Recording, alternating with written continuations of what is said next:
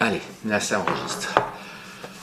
Bonjour, je suis content de participer à votre anniversaire par le biais de cet enregistrement.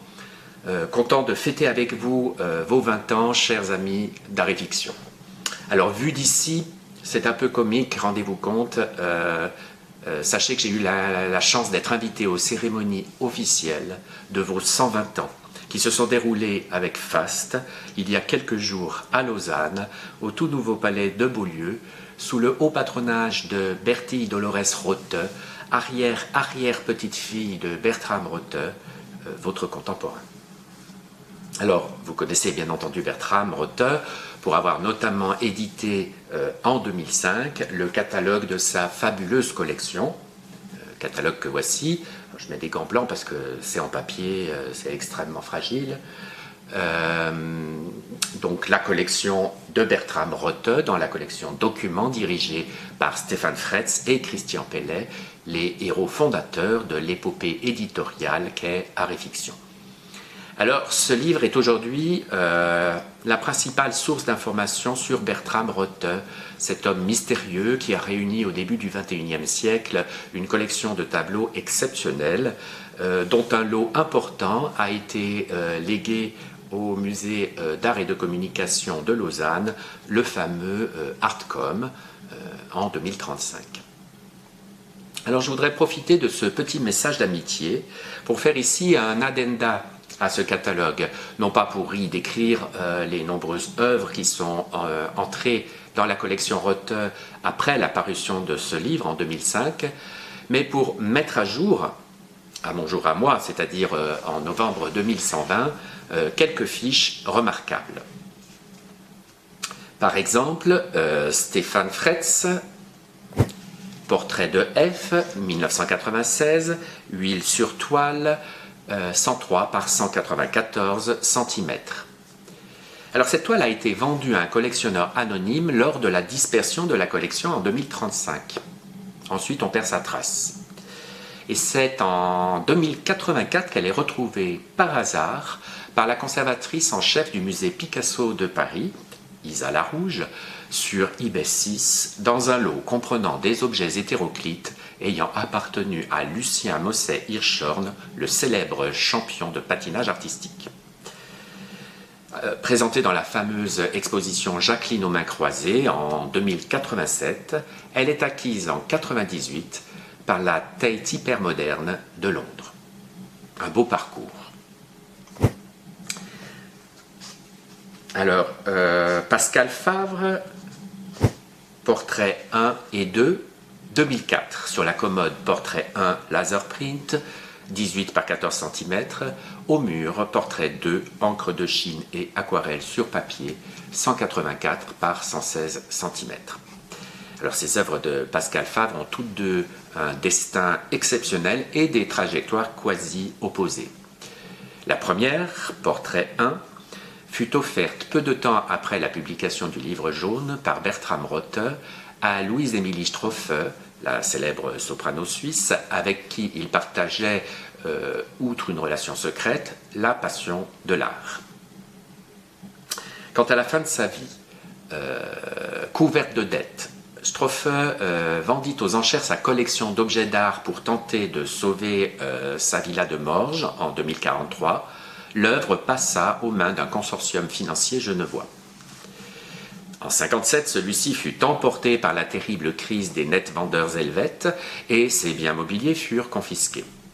Le petit portrait 1 fut inscrit au catalogue du musée d'art multiple de Berne, lequel déposa l'œuvre à la fondation Pascal Favre de Genève en 1963. Retour à la maison en quelque sorte. Alors de son côté, le portrait 2 est entré en 2035 dans la collection d'Artcom de Lausanne. Elle fut installée avec un très bel ensemble d'œuvres de Favre dans la galerie des GAC, les Geneva Art Collaborative. Hélas, en 1959, le terrible incendie de Lausanne détruisit cette galerie et une grande partie de l'œuvre de Favre disparut en cendres, dont ce magnifique dessin. Alors, Philippe Fretz, il est là. La peinture 5 mariés, 1995, huile sur toile, 134 par 84 cm. Alors la genèse de ce portrait de Dolores Bertram, l'épouse de l'artiste, la fille du collectionneur, est très bien documentée dans l'édition jaune. L'histoire du tableau, elle, est intimement liée à son sujet. À la mort de Bertram Rotte, c'est Dolores elle-même qui en hérita. Quand elle disparut dans le naufrage de son voilier sur le lac Léman, Philippe Fretz, inconsolable, voulut détruire le tableau. Son aîné, Raoul, le sauva en le cachant secrètement dans le grenier de sa maison de Locarno. Le tableau y fut oublié de la famille. Redécouvert au décès de Raoul en 1968, la succession l'attribua à sa petite-fille, Sabrina Rotte, dont la ressemblance avec son arrière-grand-mère était frappante. Il se trouve aujourd'hui dans la collection de Simeon Volkovitch, le fils de Sabrina Rotte et le syndic de Lausanne. On peut le voir depuis son élection en 2117 dans le bureau du syndic accroché en belle place. Christian Pellet, vicomte Pierre Le Gall de Keirangal à la manière de Whistler 2001, huile sur toile, 2 fois 80 par 50 cm. Alors cette œuvre a une histoire très singulière. Elle fait partie du don Rotte à l'Artcom en 2035, mais à son entrée, seule la partie basse du diptyque a été enregistrée, sous le même titre, mais avec les codes corrigés à 80 par 50 cm. Restée longtemps dans les réserves du musée, un peu oubliée, elle a été montrée en 1968 dans l'exposition Portrait du XXIe siècle au Centre Pompidou II à Paris. Très remarquée, on lui donna le surnom de Portrait des pieds du vicomte et devint rapidement une pièce iconique du musée de Lausanne. C'est seulement en 1989 que l'historienne de l'art Rebecca Pasqualine découvrit grâce aux archives Rotte et grâce notamment à votre catalogue, chers amis d'art et fiction, l'absence de la partie haute du tableau. Ce fut un choc pour le monde de l'art. Ce personnage dont on ne connaissait que les pieds, mais dont les archives attestent qu'il reprend la figure d'un chanteur d'un groupe de rock célèbre à l'époque, a fait le tour du monde et l'admiration de tous. Mais à ce jour, personne n'a retrouvé le panneau manquant. Ça, c'est le genre d'histoire qui rend une œuvre célèbre. Et puis enfin, pour finir, Alexandre Loy, qui est ici, couple, 2004, caséine sur toile marouflée, 97 par 70 cm. Après d'âpres discussions, Bertram Rotte accepta de vendre en 2027 cette œuvre à François Pinault, qui s'était toqué de cet artiste à l'époque encore peu connu.